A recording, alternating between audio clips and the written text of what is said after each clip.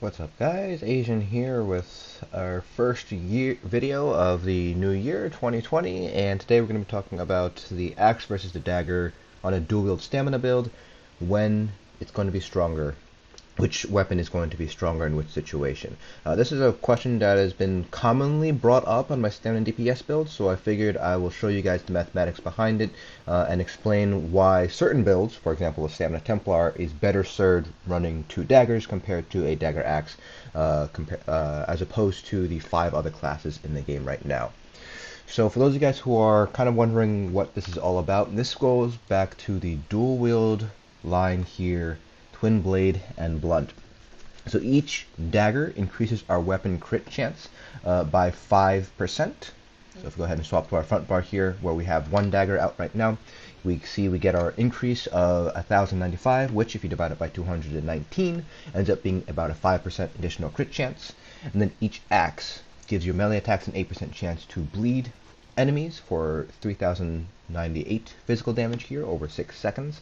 Notice that it is just a single bleed, so if you have 2 axes for example, you basically double the chance up to 16% chance. It's not 2 separate bleed procs if you have 2 separate axes, which is why we don't want to run 2 axes, because there is a chance that we'll end up proccing a bleed before our current bleed has run out, basically meaning we wasted, so to speak, the first bleed damage. So we're not really getting any additional damage because the bleeds won't stack on top of each other. So the natural question is, why are we using 1 axe, 1 dagger compared to running 2 daggers? Because in this very crit heavy meta with the Shadow Mundus and everything, wouldn't we want to have higher crit? Now that's not always going to be the case. So first, let's go ahead and take a look at the mathematics, and we'll take a look at probably the best case scenario here. So we're going to head over to R, and so again we're going to take a look at the best case scenario. So again we want to take a look at if we have 2 daggers compared to no daggers. So obviously best case scenario, basically the lowest amount of damage that a dagger would be able to provide us, would be if we had 100% crit chance when we have our second dagger active. So if we take a look at our crit modifier, it'd be 1 plus 1, which is would be our crit chance when we have 2 daggers, basically 100% crit chance, and times whatever your crit damage modifier might be. So again, we're taking basically the best case scenario. So we have major force up, minor force up, and all that stuff. So we would have 50% from the base increase here. We'll assume we have 20% from precise strikes. Minor force is 10. Major force is 15. So we have 7, 8, 0.95, and then shadow is another 19%, so we added another 19, which gives us 1.14.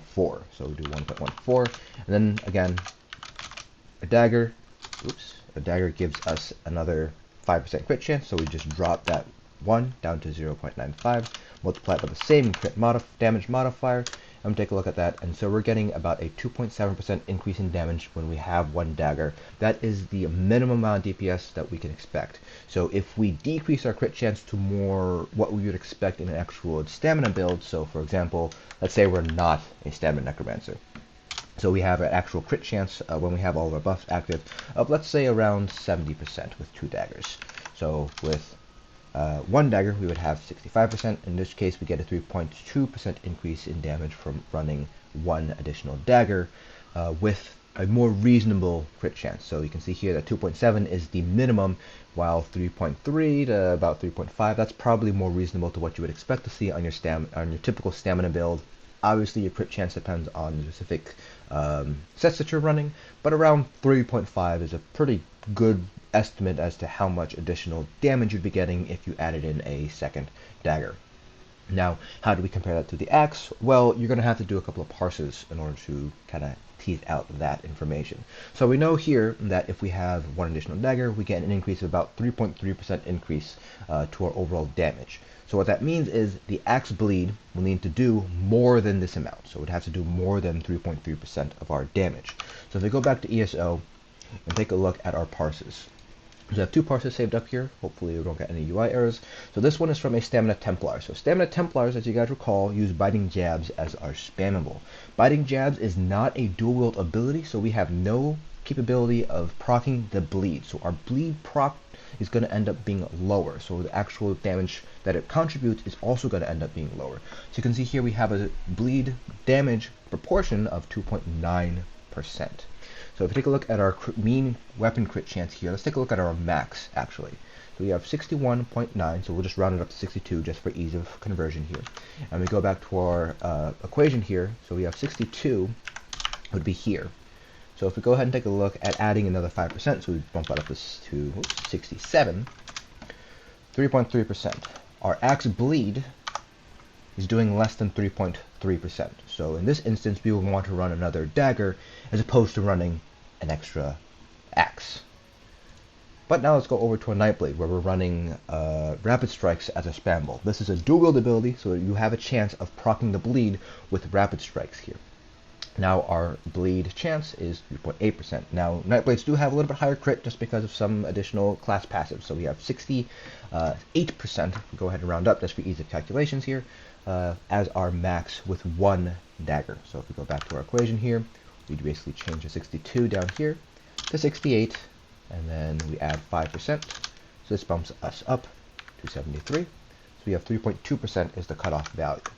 And take a look at our parse here, we can see Twin Blade and Blunt did 3.8%, so in this instance, the axe ended up doing more damage than the 3.2%, so we want to stick with axe instead. And so that is basically why a lot of builds use axes, because the bleed that we get is going to be more than what a second dagger is going to contribute to overall damage. Now, of course, the exception is going to be the Stamina Templar, because we are using Biting Jabs, which doesn't end up proccing the axe bleed. So for Stamina Templars, we're still running double daggers because we're not getting enough bleed procs to really push axe over the dagger. It's close, but not quite. So if you're just trying to push for as much damage as you can on Stamina Templar, just stick with double daggers. But for every other class in the game, because of the buffs to bleeds, axe bleeds that happened a couple of patches ago, axe is going to end up being stronger than adding in a second dagger in most situations. Obviously, the exact bonus is going to depend on your crit chance, and that's going to depend on which set you're running. But generally speaking, having an axe instead of a second dagger is going to give you more DPS on pretty much every class except for the Stamina Templar. But that concludes this video. Let me know down in the comment section below if you guys have any further questions about axe versus daggers on dual wield stamina DPS. Hope you guys found this video informative, and I'll see you guys in the next dungeon.